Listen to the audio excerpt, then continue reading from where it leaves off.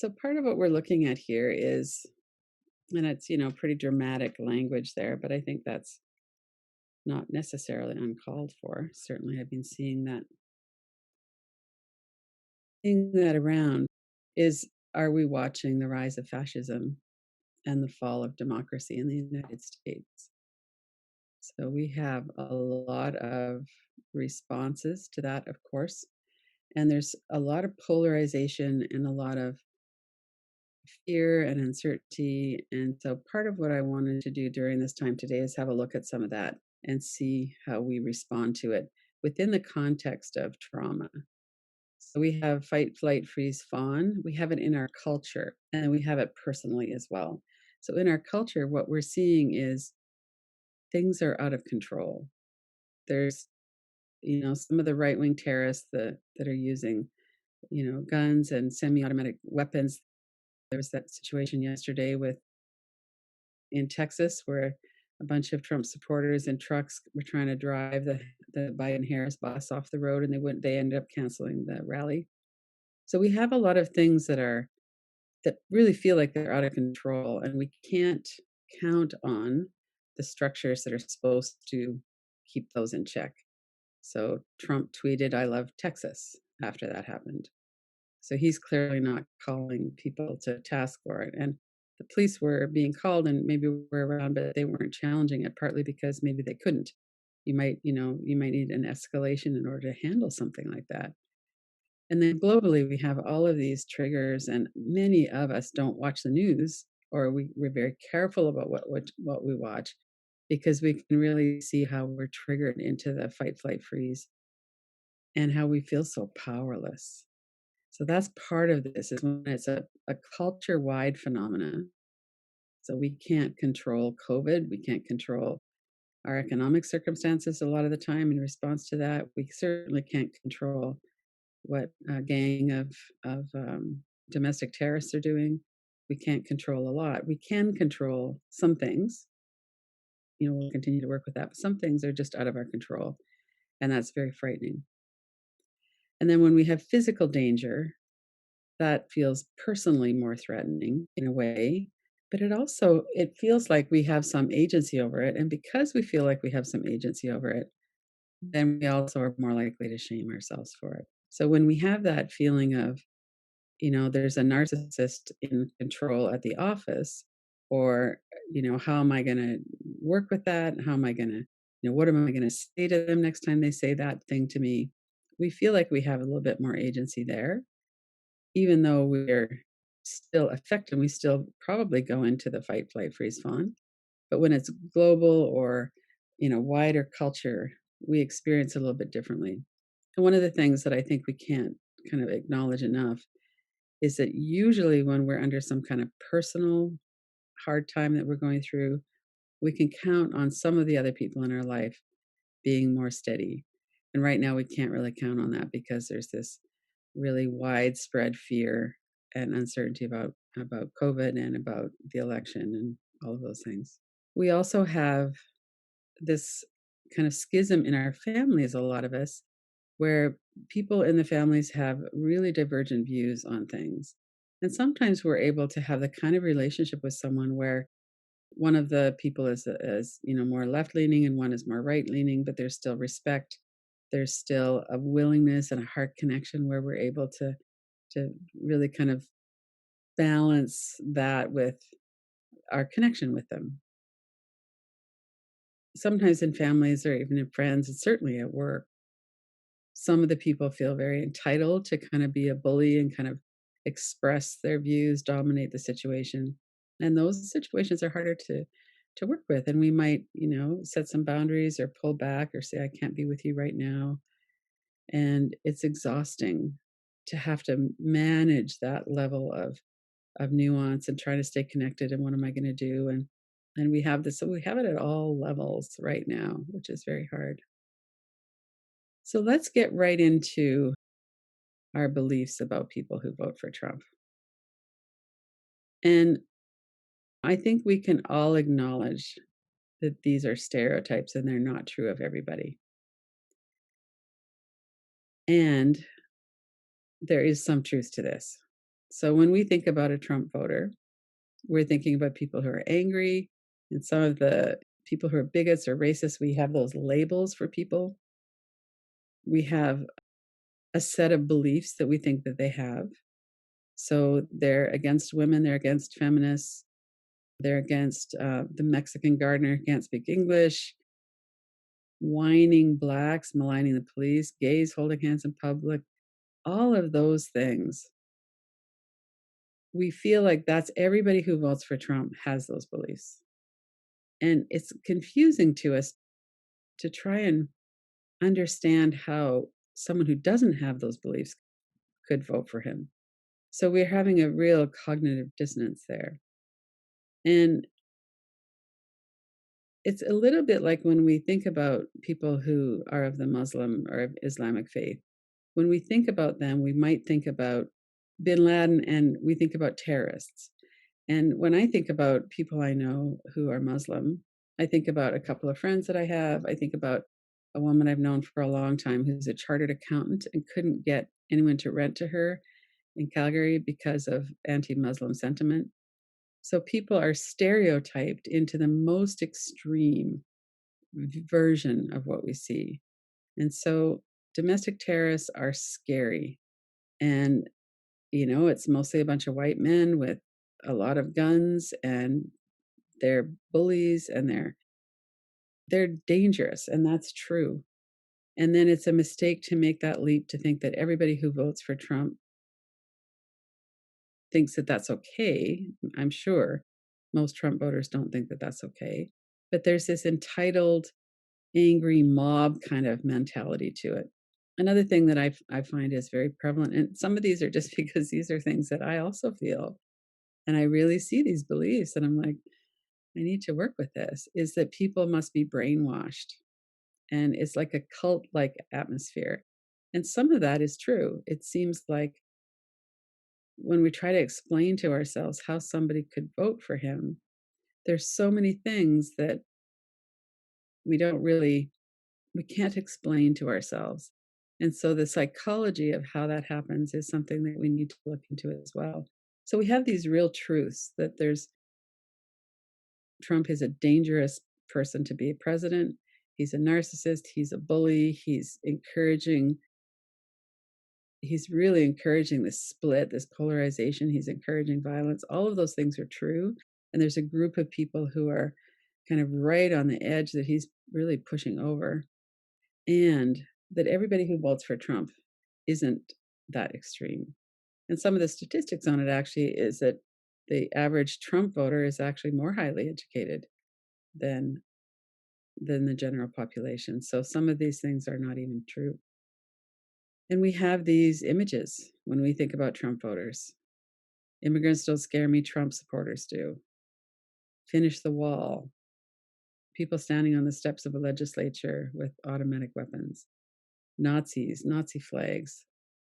I've spent quite a bit of time lately thinking about World War II and the lead up to that, and what it must have been like for people in Germany to have that going on as the rise of fascism, and what was going on psychologically, what's happening for people. And right now it feels like there's so much that's similar to that. And how are we handling that in our body, our mammal body, with fight, flight, freeze?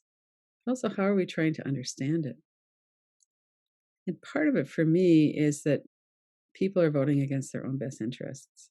And that's, I think, part of why we think that they're brainwashed or that they're in a cult, because we don't understand how could a woman vote for somebody who's been so clearly sexually assaulting women? How can a Black person vote for somebody who, if we look at his record, or a Latina person, or all of these different people that somehow Trump has convinced that he's their champion and he's on their side, all these working class people that are angry because they haven't gotten their slice of the American dream. And so it's interesting to try to understand that. Why is it that people do that? We're left with these questions. Why are Trump's behaviors and policies not a deal breaker for his voters? And how can people that are decent, and this is a moral, kind of put that in quotes. Decent people throw other people under the bus. And then we have this fear in our body. So we have these kind of memes on Facebook says, vote as if your skin is not white, as if your parents need medical care. We have all of these things that he's against, that we're seeing all of these protections he's rolling back, all of this, and yet people are still voting for him. So how can we sit with that? How can we make sense of that? So let's just kind of stop there for a moment and notice your breath, notice your body. Get your feet on the ground. Take a couple of breaths if you can. Notice where your body is tight. And notice if you're holding your breath in particular. And notice if it would be okay to let your breath soften.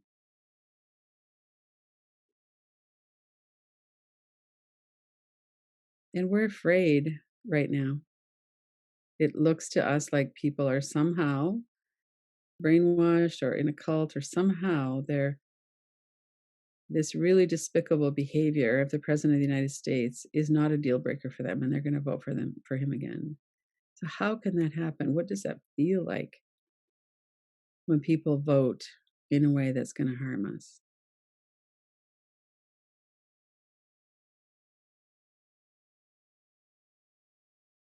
And if you can't stay directly with that, that's very understandable too. Just kind of let yourself look around the room a little bit, disengage from this a little bit. And we might also be noticing what's going on in our body. Are we feeling really tense through the shoulders and back? We're clenching our teeth. Those last few slides are very stirring up.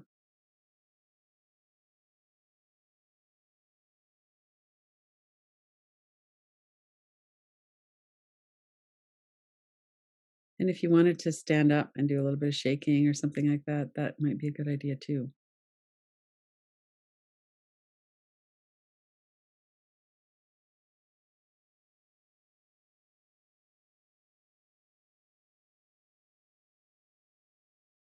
So, fear, Yoda, the wisdom of Star Wars. Fear is the path to the dark side. Fear leads to anger. Anger leads to hate, and hate leads to suffering. So, partly I put that in for a little bit of a break in those images, but also partly because it's true. If we think about people who are, the right wing domestic terrorists, some of that is, I suspect it's all based on fear at some point. Some of it doesn't feel like fear anymore. There's this legitimizing of their bigotry, and then they go into that. But a lot of what might be happening with more of us, most of us, is that there's some level of fear. And one of the responses to fear is anger, and this disconnection of seeing people as the other, as not like us. So there's a really interesting podcast with On Being, Arlie Hochschild, who's a sociologist, I think, in the Bay Area of San Francisco. And she has done a lot of research and wrote a book called Strangers in Their Own Land, Anger and Mourning in the American Right. And she talks about this deep story as what feels true, regardless of facts and moral precepts. Like, we repel facts that don't fit in and we invite facts that do fit in. And man, does that ever feel true when we look at how are people making the decisions that they're making? And a lot of it is because there's this kind of conspiracy theory around everybody else is telling the lies, and only my bubble is knows the truth. So if it's Fox News, what they say is the truth. And if somebody is criticizing Trump for something, he'll say, look at how they're picking on me. And he'll kind of try and gather that loyalty of his troops. And so there's a unwillingness to really be kind of scientific about it and go, what are the facts? Because there's a belief that no matter what the facts are, that they're not true or that they're being manipulated. And so the other part, though, that really kind of landed with me is, and a lot of this is white men feeling that the American dream has failed them. And so we're in this big line, line's not moving, our feet are tired. And then in their perspective, they're seeing affirmative action for women and people of color, that they're getting special treatment and that they're cutting up to the head of the line. And what's really happening is that since the 80s, since all of the tax cuts on the rich, the middle class has largely disappeared. The working class has lost a lot of power. The whole labor movement is very weak. And so there's a few people at the top, the 1%, that are gathering all the money. And what's happening on this level is that people are turning against each other instead of turning against the people at the top who are actually doing that. We have a feeling, and I think this could be reasonably said on both sides, on right and left, is that government is corrupt and it's being bought up by lobbyists. So the question that she was exploring is, how can we come out of our bubble, left wing or right wing, and have a civil, respectful public conversation and to look for common ground? Because what she found when she was talking to a lot of people was, number one, that they are enraged to be called stupid, low class, illiterate, uneducated, terrorists, that that kind of contempt that they feel, rightly or wrongly, that they feel from people on the left is so insulting that they just, it's like we're dead to them. They can't have a conversation with us because of that contempt. And I would say from people more in my bubble, more on the left, it's hard for me to think about having a conversation because I have these stereotypical ideas about them. I feel like I don't understand how they could vote for someone who would work to harm me. And so we're afraid. And so on the one side, there's this feeling of these people are contemptuous of us, they're writing us off, they think we're stupid, and screw you, I'm going to vote him in again. And on the other side, there's this feeling of, I'm really terrified. How could people do that? How could they vote for someone like him? So we have this schism, and there seems to be no way of crossing it. And so one of the things she talked about doing, and she talked about specific instances of this, was to climb an empathy wall and get to know the people on the other side of it. And that's something that is very difficult right now for a lot of us to try to have some kind of connection, even with people we really care about. It can be hard because we feel so threatened. So before we go into the inquiry, just to remind us that what if or catastrophic thinking is the primitive brain. We're just trying to prepare ourselves for the worst case scenario. And it's really harmful for us to follow along with those catastrophic thoughts. So to remember tapping, tracking, all of these different tools that we have that we can work with thoughts. If you find that you're going down that rabbit hole, one of the ways we can do that is to stop, get grounded, look around the room, doing the orienting practices, doing the breathing. And then specifically with thoughts, we don't want to be kind of led into trouble with those thoughts. We want to be able to see, these are the thoughts that are coming up right now. This is the sensation I've got in my body with that thought. And how can I undo the Velcro effect so that I'm not just being dragged onto that? So just to remember as we're doing the inquiry to use the tools for tapping, putting the picture in a frame on the other side of the room, noticing the focus shifting, all of those tools that we have. All right. So the inquiry, the setup here we're kind of using is, and if it works for you, if it doesn't, just ignore that part. So our beliefs and fears, we could imagine that they're all on the left side, just outside of our body on the left of us. And this is our conditioning. This is all of the experience that we've had, all of these fears. And then on the right is freedom. So that's one way to just kind of conceptualize this. We have this big murky swamp of fear and conditioning and beliefs, which may or may not be true, but they're driving our behavior. And then on the other side, we have freedom where we're not affected by those. So we trust ourselves, we have accurate perception, we're steady and grounded. And in the middle is the inquiry.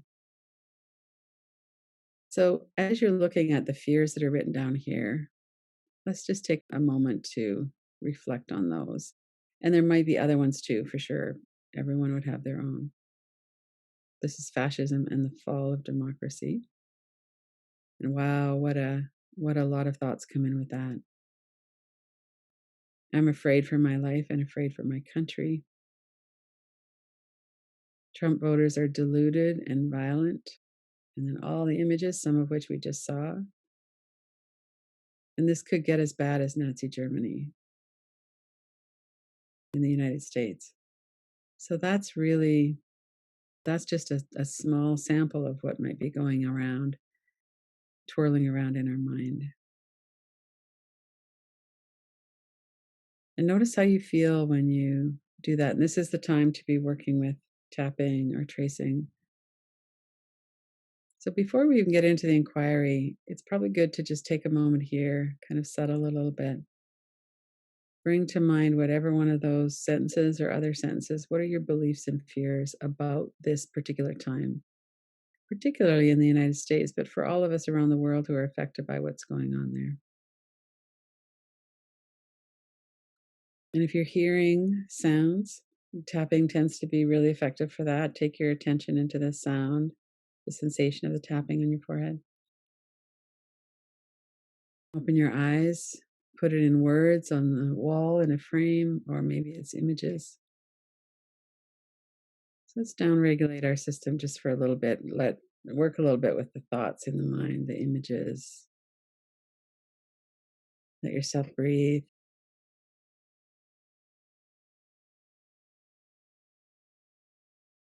And you might have to keep coming back to that many, many times.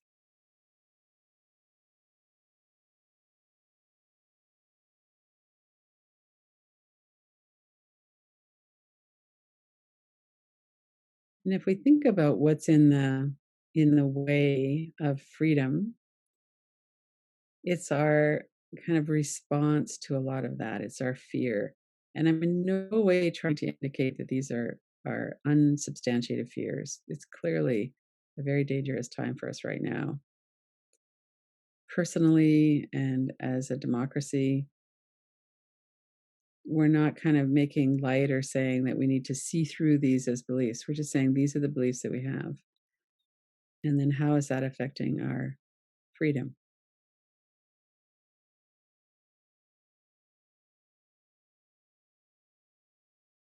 And a big part of that is the Velcro of thoughts and energy in the body and our feeling of threat and being threatened.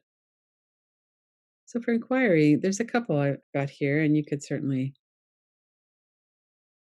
pick whatever words work for you. They certainly don't have to be these.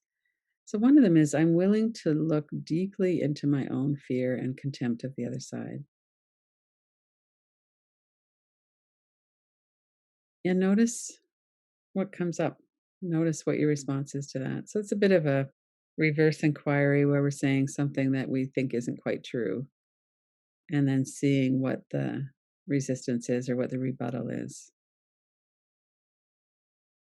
I'm willing to look deeply into my own fear. So to feel the fear. And I'm willing to look at some of those ideas I have and the contempt that I have for the other side.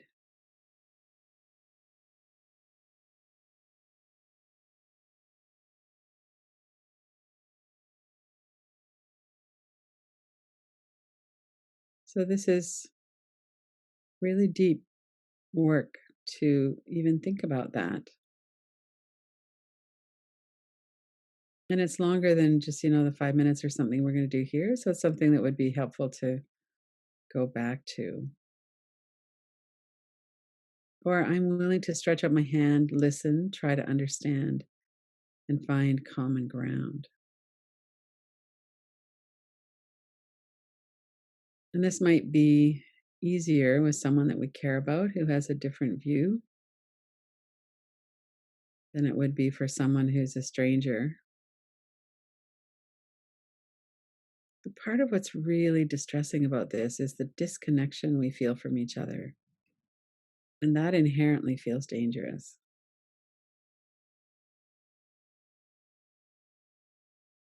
So let yourself settle on something. I'll be quiet for a couple of minutes. Remembering the tools, tapping, breathing,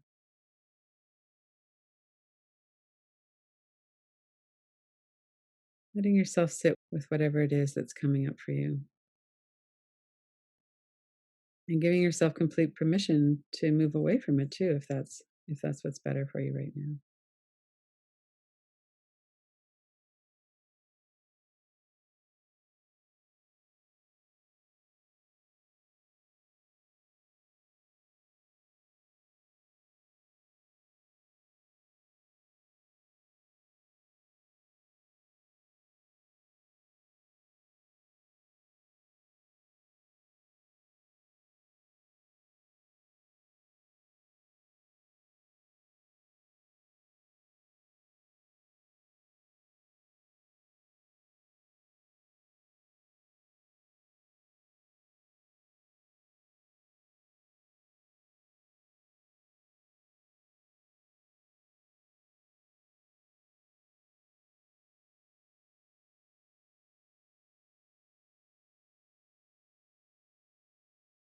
Stay aware of your breath, of your body.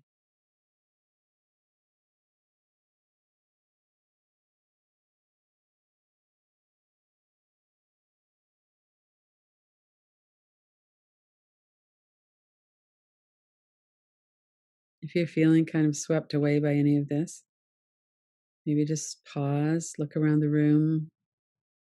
You can name 5 things that you see, say it out loud, get yourself oriented again, and then either come back into it or not, just for another minute or so. What are you noticing that's coming up as you're sitting and working with this?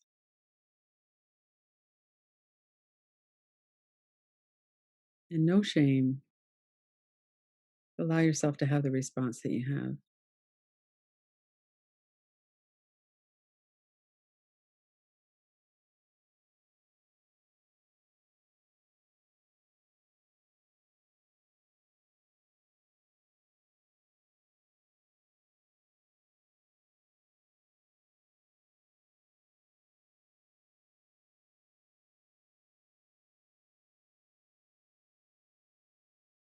And then for the next minute or so, just to kind of come back into let the inquiry fall away and back into your body, notice your breath. What was your experience during the inquiry? Did something surprise you? Something feel like, that's something that really kind of hit. I need to do a bit more on that.